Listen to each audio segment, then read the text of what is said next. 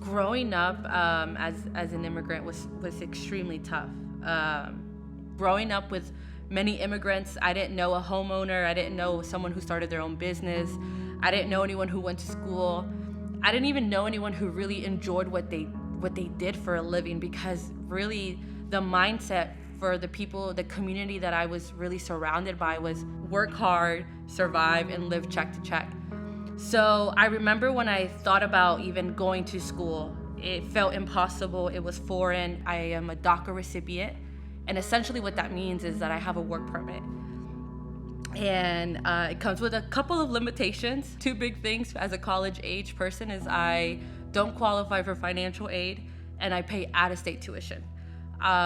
So realistically, it's almost impossible for me to go to school. I remember there was a season when they were thinking about ending the work permit that I have, that DACA. They were gonna end that program. And I remember struggling. It was tough because I'm spending each month like a mortgage payment for my school payment. I am working a lot of hours. I don't see the money because I'm investing it in a degree, and yet I don't know if I'm gonna be here in 2 years. The hardest part about this whole concept is that you may not be with your family, right?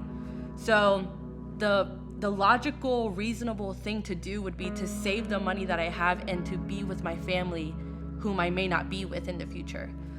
I can't really say that I believed that something better was on the other side. I just knew that I needed to be obedient to what God was asking me to do, which was be a part of SEU. And God came through, as he always does. I received scholarships. I received favor from my pastors, my teachers. I received favor from my bosses at all my part-time jobs, where they were able to be flexible with me with church events and evening events and night classes and practicums and all that good stuff. Now, when I should have graduated realistically in 7-8 years because of what I could afford, I'm graduating within 5 years. I am gonna graduate with absolutely no student debt because I paid everything out of pocket.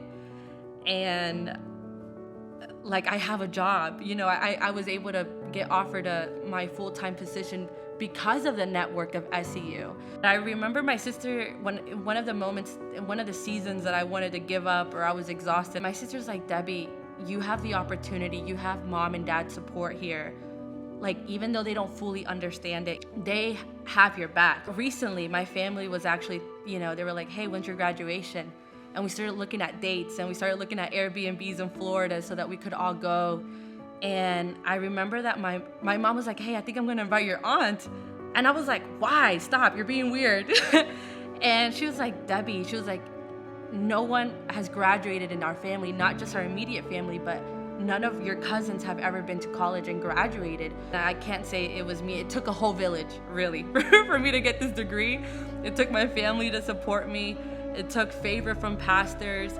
It took encouragement from my mentors to not allow me to give up. It hasn't really hit me yet that I'm gonna be walking in about 8 weeks, but I know that when I'm in Florida walking on that stage, it won't be for me. I won't look at it as Debbie Garcia has a bachelor's degree. I'll look at it as the Garcia family has a bachelor's degree, because no one in my family has experienced anything like this. So it'll be such a beautiful, beautiful moment.